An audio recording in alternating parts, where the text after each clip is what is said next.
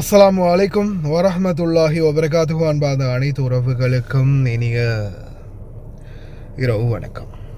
முட்டாள்தனமான வேலையால் சும்மா இருக்கிற கப்பல்களுக்கும் பிரச்சனை. அமெரிக்கன் நேவிகேஷன், அதாவது என்ன பிரச்சனைன்னு பார்த்தீங்கன்னா, ஸ்ட்ரைட் ஆஃப் ஹார்மஸில் புதிய ஒரு பாதையை இவங்களாக உருவாக்க முயற்சி செஞ்சு தான் இந்த பிரச்சனை உருவாகி இருக்குது அப்படின்றத ஐஆர்ஜிசி தரப்பு தெரிவிக்கிறாங்க. அதே மாதிரி நாளைய தினம் கட்டார் நாட்டில் நடக்க இருக்கும் அமைதி பேச்சுவார்த்தைக்கு இந்த தரப்பு, அதாவது ஈரான் தரப்பு, எந்த ஒரு அறிக்கையும் இன்னும் வெளியிடலை. அதே போல் ஈரான் ரெக்வஸ்ட் பண்ணினதாகவும், அதாவது ஈரான் தான் தோஹா கட்டாரில் நம்ம பேச்சுவார்த்தை நடத்திக்கலாம், யுத்தத்தை நிறுத்துறதை பற்றி பேச்சுவார்த்தை நடத்திக்கலாம் அப்படின்னு ட்ரம்ப் தரப்பு சொல்கிறாங்க. ஈரான் தான் ரிக்வஸ்ட் வச்சுருக்கிறாங்க, ஈரான் தான் கெஞ்சி கேட்டுருக்குறாங்க அப்படின்னு. ஆனால் ஈரான் தரப்புலேருந்து நாங்கள் கெஞ்சவும் இல்லை, நாங்கள் இந்த மீட்டிங்கை பற்றி நாங்கள் வாயே திறக்கலை. அமெரிக்காவும் கத்தாரும் சேர்ந்து தான் எப்பா இதை முடிச்சுக்கலாம்ப்பா, நம்ம ஒரு மீட்டிங் ஒன்று அரேஞ்ச் பண்ணுவோம், வாங்க பேசலாம் அப்படின்னு கூப்பிட்டுருக்குறாங்க. அதை தெளிவாகவே சொல்லியிருக்கிறாங்க. அதே மாதிரி நாங்கள் இது வரைக்கும் எந்த ஒரு பேச்சுவார்த்தைக்கும் யாரையும் அனுப்புறதுக்கான தீர்மானத்தை வெளியிடலை அப்படின்றதையும் ஈரான் தரப்பு உறுதி செஞ்சுருக்கிறாங்க. அதே மாதிரி பார்த்திங்கன்னா காலிபாப் அவர் பார்த்திங்கன்னா சபாநாயகர் தானே, சபாநாயகர் என்ன சொல்கிறாருன்னா, இந்த போர் முடிவுக்கு வராது இஸ்ரேலுடைய சூழ்ச்சி முடியும் வரைக்கும் இஸ்ரேல் எடுக்கக்கூடிய இந்த சூழ்ச்சியான சில முடிவுகளால் தொடர்ந்துமே பார்த்திங்கன்னா லெபனான் மக்கள் பாதிக்கப்படுறாங்க, பாலஸ்தீன மக்கள் பாதிக்கப்படுறாங்க. இவங்களுடைய பாதிப்புக்கு மத்தியில் நாங்கள் எங்களுடைய போர் நிறுத்தத்தை கொண்டு வர மாட்டோம், அதை தெளிவாகவே சொல்லிட்டாங்க. அதே மாதிரி அமெரிக்கா புதுசாக ஓமானுக்கு பக்கத்தால் ரூட்டு போட்டு கொடுத்து அந்த ரூட்டால் நீங்கள் பயம் இல்லாமல் போங்க, ஓமான் பக்கம் நீங்கள் போகும்போது எந்த ஒரு பிரச்சனையும் வராது அப்படின்னு அமெரிக்கா படை தெம்பூட்டி அவங்களா ரூட் ஒன்று புதுசாக கண்டுபிடிச்சி அந்த ரூட்டில் அனுப்புறதுக்கான முயற்சி எடுத்ததால் தான் நாங்கள் தாக்கினோம் அப்படின்றத ஐஆர்ஜிசி தெளிவாக ஒப்பிச்சு இருக்கிறாங்க. ஆனால் இப்போதைய சூழலில் அமைதி பேச்சுவார்த்தைக்கான நாளைய தினம் பார்த்திங்கன்னா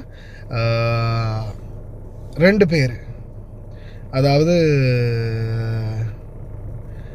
ஒயிட்டெக்கர் and கொஸ்னர் will attend the meeting with Iran in Doha. Technical talks with Iran will be held constantly with high level meeting. அதாவது ஒயிட் ஹவுஸ் மீடியா ரிப்போர்ட்டர் என்ன சொல்கிறாங்கன்னா, 2 பேர் நாளைக்கு அட்டன் பண்ணுறாங்க தோஹாவில் நடக்கக்கூடிய மீட்டிங்கில். அதே மாதிரி இது இருக்கு இல்லையா, அடுத்தது என்னென்னா நியூக்ளியர்.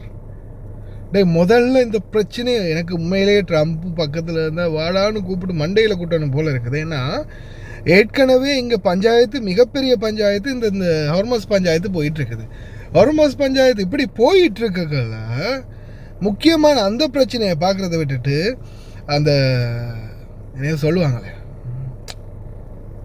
எப்போ பாரு வெடிஞ்சத்தில் இருந்து என்ன சொல்கிறது, இந்த சுடுவது மடிய பொடி அப்படின்ற மாதிரி எப்போ பாரு இந்த நியூக்ளியர் அதிலேயே தான் இந்த ட்ரம்ப் ஒரே குறியாக நிற்கிறான்.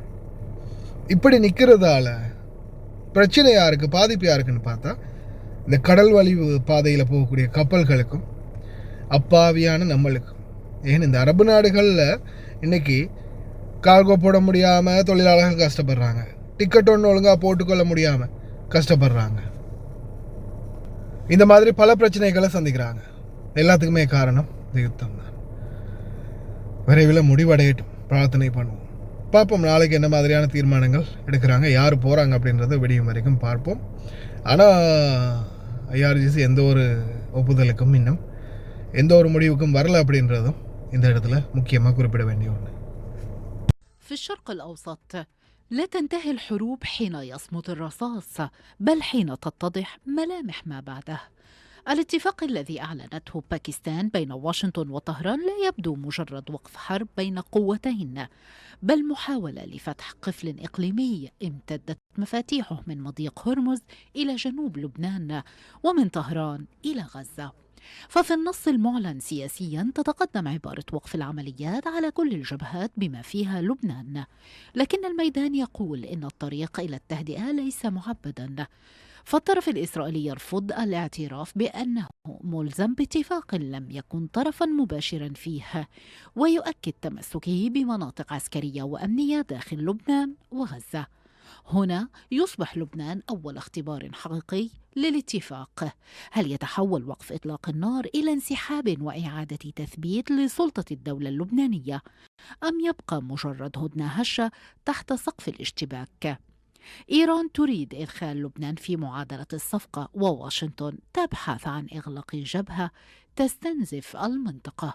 أما الاحتلال الإسرائيلي فيتعامل مع الجنوب اللبناني كحزام أمني مفتوح لا كملف تفاوضي مغلق. في الصورة الأوسع يبدو الشرق الأوسط أمام مرحلة انتقالية لا أمام سلام نهائي. إيران تحاول الخروج من الحرب بأوراق نفوذ لا بهزيمة كاملة. واشنطن تريد اتفاقا يفتح هرمز ويخفض أسعار الطاقة ويمنع الانزلاق إلى حرب أوسع. والاحتلال الإسرائيلي يخشى أن يتحول الاتفاق إلى قيد على حريته العسكرية في لبنان وغزة.